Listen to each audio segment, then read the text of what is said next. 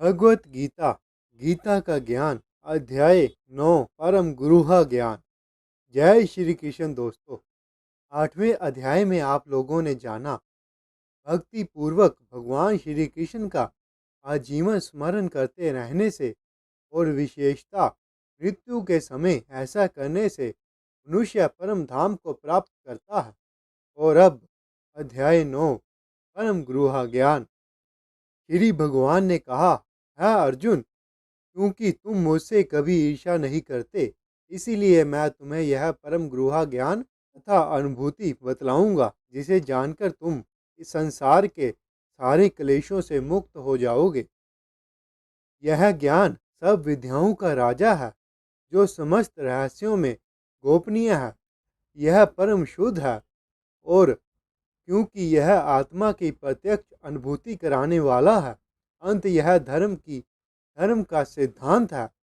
यह अविनाशी है और अत्यंत सुखपूर्वक संपन्न किया जाता है। परंतप जो लोग भक्ति में श्रद्धा नहीं रखते, वह मुझे प्राप्त नहीं कर पाते। अंत वह इस भौतिक जगत में जन्म मृत्यु के मार्ग पर वापस आते रहते हैं। तथापि मेरे द्वारा उत्पन्न सारी वस्तुएं मुझमें स्थित नहीं रहती।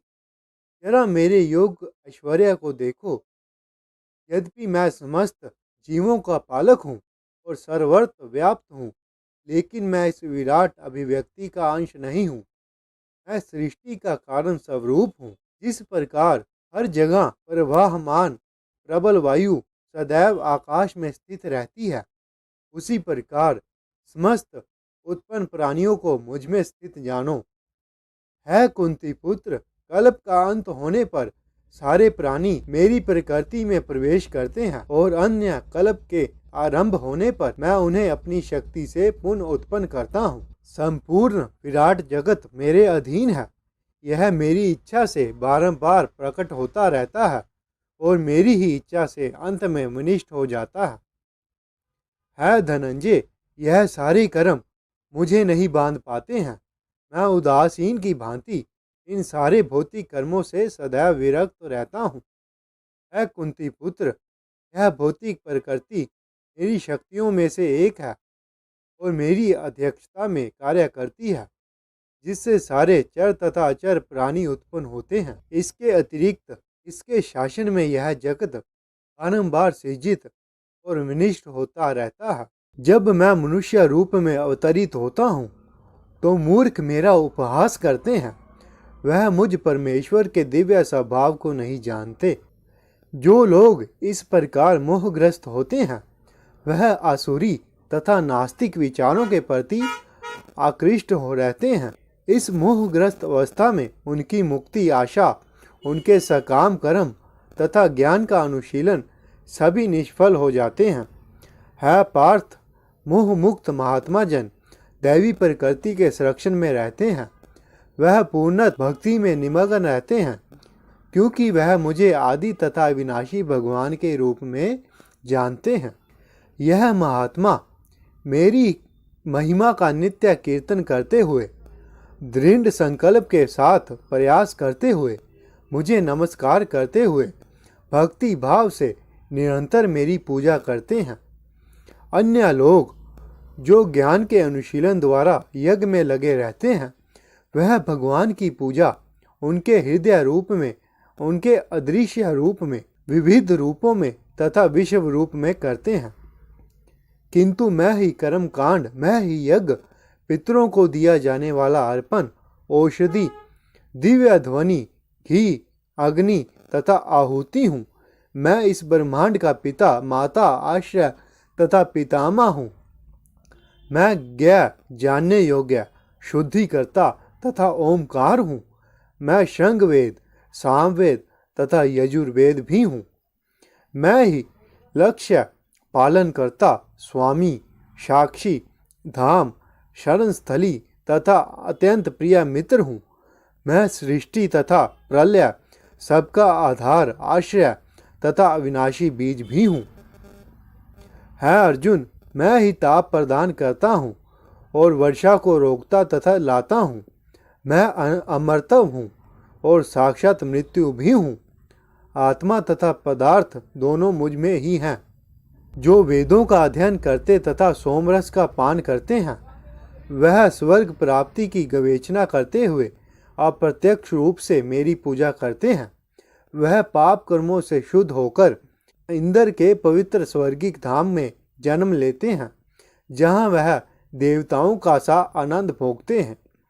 इस प्रकार जब वह विस्तृत स्वर्गिक इंद्रिया सुख को भोग लेते हैं और उनके पुण्य कर्मों के फल क्षीण हो जाते हैं, तो वह मृत्यु लोक में पुण्य लौट आते हैं। इस प्रकार जो तीनों वेदों के सिद्धांतों में दृढ़ रहकर इंद्रिया सुख की गवेचना करते हैं, उन्हें जन्म मृत्यु का चक्र ही मिल पाता है। किंतु जो लोग अन्य भाव से मेरे दिव्य रूप का ध्यान करते हुए निरंतर मेरी पूजा करते हैं, उनकी जो आवश्यकताएं होती हैं मैं उन्हें पूरा करता हूँ, और जो कुछ उनके पास है उनकी रक्षा करता हूँ।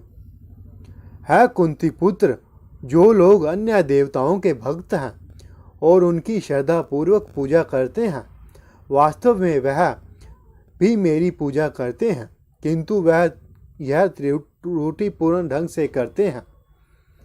मैं ही समस्त यज्ञों का एकमात्र भोक्ता तथा स्वामी हूँ। अंत, जो लोग मेरे वास्तविक दिव्य स्वभाव को नहीं पहचान पाते, वह नीचे गिर जाते हैं। जो देवताओं की पूजा करते हैं, वह देवताओं के बीच जन्म लेंगे। जो पितरों को पूजते हैं, वह पितरों के पास जाते हैं। जो भूत प्रेतों की उपासना करते हैं, वह उन्हीं के बीच जन्म लेते हैं। जो मेरी पूजा करते हैं, वह मेरे साथ निवास करते हैं। यदि कोई प्रेम तथा भक्ति के साथ मुझे पत्र, पुष्प, फल या जल प्रदान करता है, तो मैं उसे स्वीकार करता हूँ। है कुंती पुत्र, तुम जो कुछ करते हो, जो कुछ खाते हो, जो कुछ अर्पित करते हो या दान देते हो, और जो भी तपस्या करते हो, उसे मुझे अर्पित करते हुए करो। इस तरह तुम कर्म के बंधन तथा इसके शुभ अशुभ फलों से मुक्त हो सकोगे। इस संन्यास योग में अपने चित्त को स्थिर करके तुम मुक्त होकर मेरे पास आ सकोगे। मैं ना तो किसी के से द्वेष करता हूँ, ना ही किसी के साथ पक्षपात करता हूँ।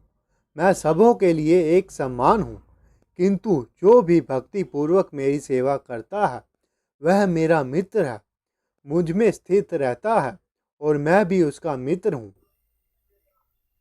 यदि कोई जघन्य से जघन्य कर्म करता है, किंतु यदि वह भक्ति में रत रहता है, तो उसे साधु मानना चाहिए, क्योंकि वह अपने संकल्प में अडिग रहता है। वह तुरंत धर्मात्मा बन जाता है और स्थायी शांति को प्राप्त होता है। है कुंती पुत्र, निडर होकर घोषणा कर दो कि मेरे भक्त का कभी विनाश नहीं होता है पार्थ, जो लोग मेरी शरण ग्रहण करते हैं, वह भले ही निमन जन्मा स्त्री, वैश्य तथा शूद्र हो, वह परम धाम को प्राप्त करते हैं। फिर धर्मात्मा ब्राह्मणों, भक्तों तथा राज ऋषियों के लिए तो कहना ही क्या है। अंत, इस क्षणिक दुखमय संसार में आ जाने पर मेरी प्रेमा भक्ति में अपने आप को लगाओ। अपने मन को मेरे नित्य चिंतन में लगाओ। मेरे भक्त बनो, मुझे नमस्कार करो और मेरी ही पूजा करो। इस प्रकार मुझ में पूर्णता तल्लीन होने पर तुम निश्चित रूप से मुझको प्राप्त होगे। इस प्रकार श्रीमद् भगवत गीता के 9वें अध्याय परम गुरुहा ज्ञान का भक्ति वेदांत तात्पर्य पूर्ण होता है।